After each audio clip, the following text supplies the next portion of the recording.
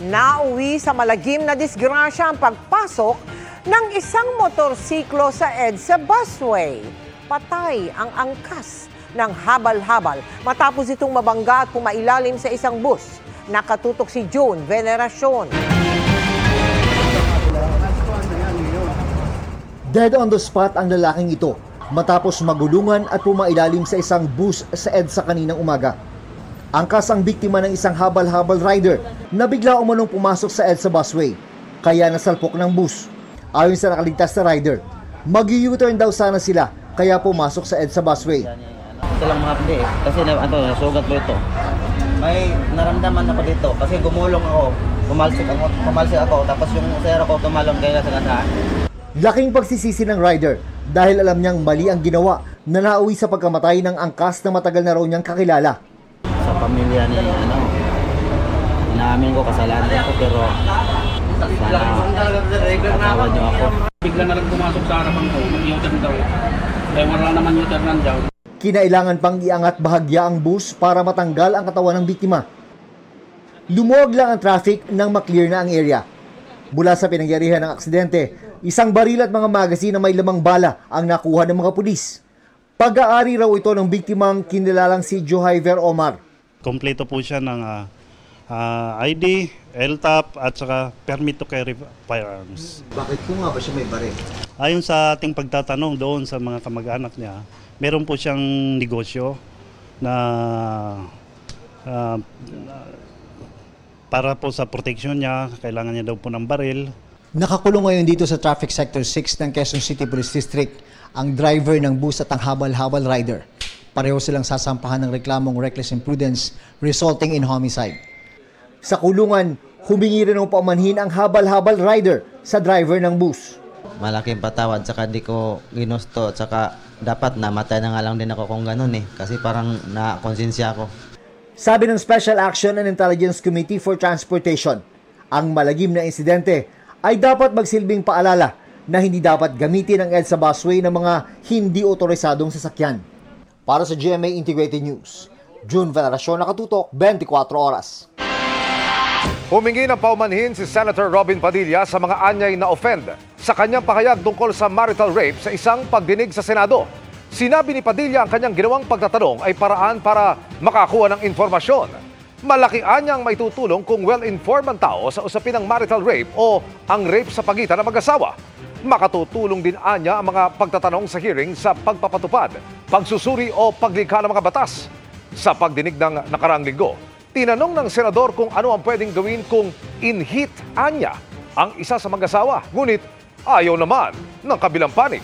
Maituturing na marital rape kung ipipilit ang pagtatalik kung ayaw ng isa sa mag-asawa.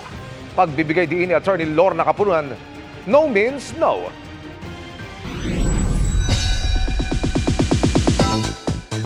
Happy Monday, chikahan mga kapuso! Looking forward na ang bigating coaches ng The Boys Kids Philippines sa mga masisilayan nilang talento soon. Ang kanilang plans at expectations, ichichika ni Nelson Canlas. Mga bata. Mapapanood na natin soon ang pasiklaban ng talento sa pagdating ng The Voice Kids Philippines sa Kapuso Network. Nakilala na rin natin ang host na si Kapuso Primetime King Dingdong Dantes at ang 4 na bigating coaches, sina international performer Billy Crawford, Limitless star Julian San Jose, certified vocal power at SB19 member Stel, at ang ultra-talented performer ng SB19 na si Pablo. Kanya-kanyang galing sa larangan ng pagtatanghal, pagsasama-samahin para tumayong mentor sa mga contestant. Si Billy, looking forward na raw na makita ang talento ng mga batang contestant. Kids is something really close to me since Amari is a kid. So parang I would love to see the fresh new talent that we have. We have the best singers in the Philippines. Hello! Nagsimula sa pagiging contestant ng Popstar Kids, aware naman daw si Julian sa mga pagbabago pagdating sa mga contest para sa mga bata. Iba kasi yung training sa amin before, kumpara siguro sa training ngayon. Siguro mas collaborative kasi ngayon. It's a bit more gentle. Yes. I think yun din siguro yung advantage na generation. Si Pablo naman, gagamitin daw ang kanilang mga natutunan sa maraming taon para lalo pang iangat ang kaalaman at talento ng mga batang sasali. Hindi naka-challenge ng mga coaches yung convincing yung parents. Pero siguro po technical din kami. Kumbaga, alam namin kung ano yung makakabuti sa bata, pagdating sa performance nila. Bukod sa powerhouse performance at galing na ipapakita ng 4 na coaches, di rin dapat palampasin ang rayot nilang samahan on and off cam. Kaya rin po ako naging komportable dahil sa The Voice, dahil din kay Kuya Billy. Kasi nakita ko sa kanya na parang open siya i-welcome lahat ng tao. Nelson Canlas, updated sa Showbiz Happenings. Mga kapuso, isang bagyo ang nabuo kahapon sa loob ng Philippine Area of Responsibility pero hindi rin niya nagtagal at agading lumabas ng PAR.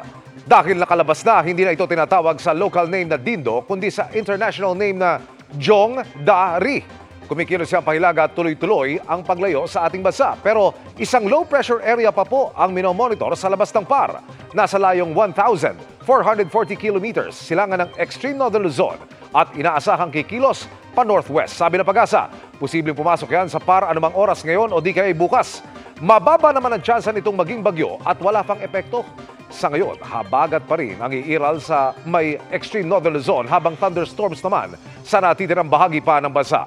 Base sa datos ng Metro Weather, may mga pag-ulan bukas sa Ilocos Provinces, Cagayan Valley, Cordillera, Zambales, Bataan, Calabarzon, Mimaropa at Camarines Sur.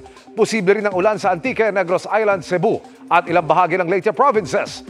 Malawakan at halos buong Mindanao naman ang uulanin.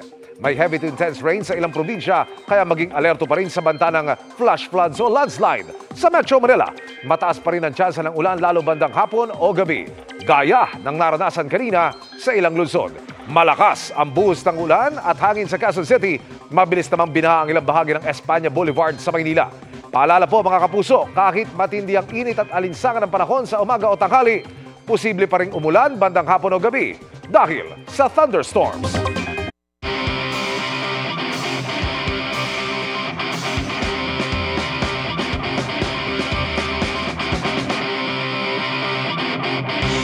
From Kalabaw to Traktora. Ngayon, ile-level up pa natin ang pag-aararo ng mga magsasaka para bawas pagod.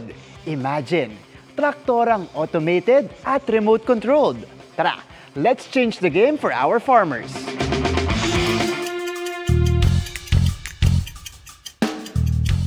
Talaga namang magtanim ay di biro. Kaya naman para mapagaan ang trabaho ng ating mga magsasaka, nagpapasaklolo tayo sa teknolohiya. Pasok dyan ang Agrotis Navigation System.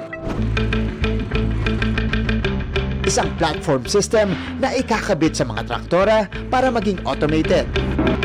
No need mag-araro under the heat dahil pwede na itong mapaandar via remote control. Ang nag-develop, si Dr. Anthony James Bautista and his team sa UST Santa Rosa Research and Innovation Center. Si Dr. Anthony, galing din daw sa pamilya ng mga magsasaka. Nakikita natin yung mga farmers natin, ginaguide nila yung mga tractors under the heat of the sun, tapos yung harsh working conditions. They are exposed to extreme vibration ng machines. Sabi namin, why not automate it? With his strong background in robotics at sa suporta ng DOST, nakatanggap ang grupo ng funding para sa research and development ng proyekto. Ang resulta, napataas ang field efficiency ng mga magsasaka from 60 to 80% at napaikli ang land preparation from 30 hours to 20 hours. Once na na-install na, it can work manually using radio control, parang remote control. Mga kapuso, ito na yung prototype tractor at ang Agrotis nakakabit na sa kanya. So we can see here the GPS. Nandito na rin yung compass niya. At hawak ko ngayon ang joystick na makakapag-control. Paandarin na natin siya.